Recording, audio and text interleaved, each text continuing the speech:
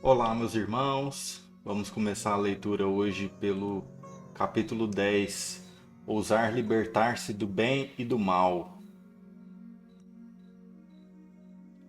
Até hoje, o ensinamento da evolução espiritual, ou seja, o caminho para alcançar o bem celeste, é subordinado aos objetivos da humanidade, às regras e padrões planetários de felicidade.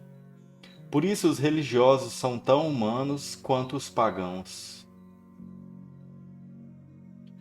Quando tomam conhecimento de injustiças sociais, fome, desemprego, sem teto, sem terra, por exemplo, reagem da mesma forma daqueles que não acreditam em Deus.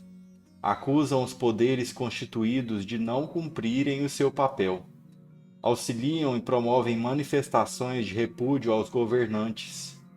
Nem parece que eles leram a Bíblia e escutaram o apóstolo Paulo falando do alto de sua compreensão dos ensinamentos de Cristo, recebido diretamente do Mestre na estrada de Damasco.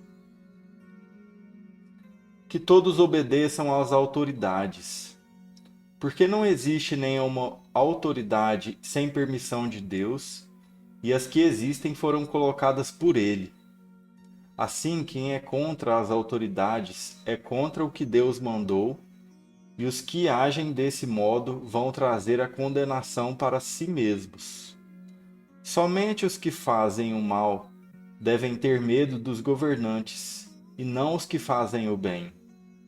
Se você não quiser ter medo das autoridades, então faça o que é bom, e elas o elogiarão, porque elas estão a serviço de Deus, para o bem de vocês. Mas se você faz o mal, então tenha medo, pois as autoridades de fato têm poder para castigar. Elas estão a serviço de Deus e trazem o castigo dele sobre os que fazem o mal. Assim, você deve obedecer às autoridades, não somente por causa do castigo de Deus, mas também por uma questão de consciência.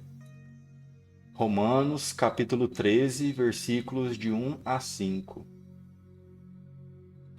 Fazer o mal é revoltar-se, julgar, criticar, acusar e não deixar de suprir necessidades materiais.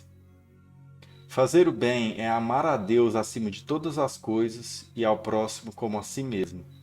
Amar a tudo e a todos, independente do que o outro faz. Quem vive o bem jamais sofre o que está acontecendo, jamais sofre com o que está acontecendo, porque está ligado ao Supremo e nada afeta essa ligação. Além disso, sofrendo e acusando, você está simplesmente demonstrando na cara o jejum que está fazendo, como já vimos.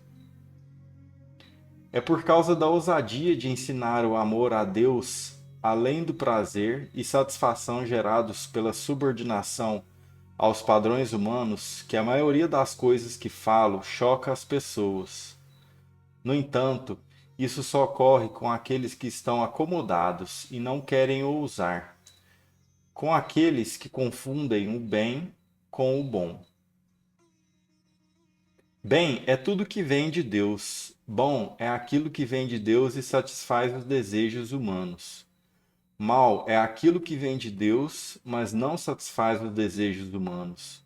É essa compreensão que o buscador usa para ousar ir contra o bom humano, para não sofrer para não sofrer com o mal.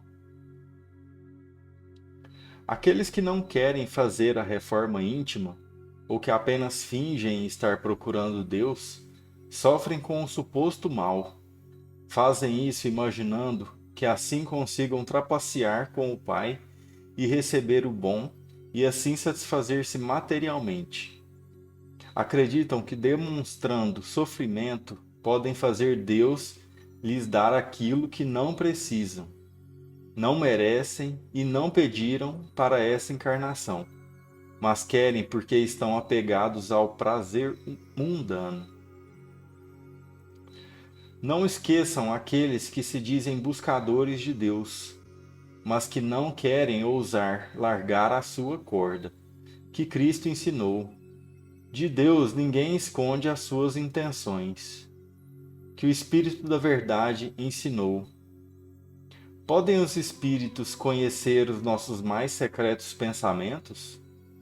Muitas vezes chegam a conhecer o que desejaríeis ocultar de vós mesmos. Nem atos, nem pensamentos se lhes podem dissimular. O Livro dos Espíritos, pergunta 457. Se os Espíritos podem conhecer, imaginem Deus.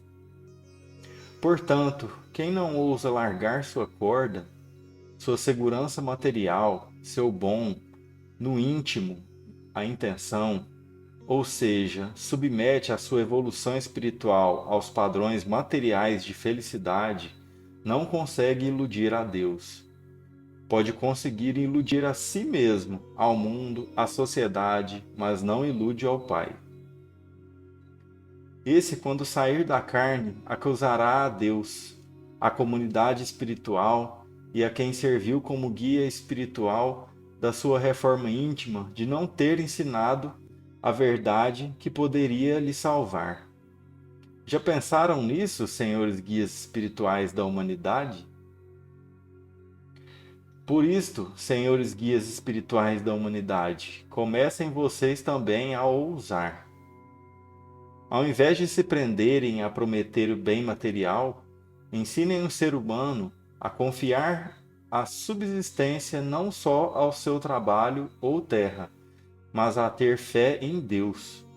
Ensinar a ter fé que o Pai proverá dentro da necessidade de cada um, ao invés de conclamar a discórdia, incitando-os a rebelarem-se contra a realidade.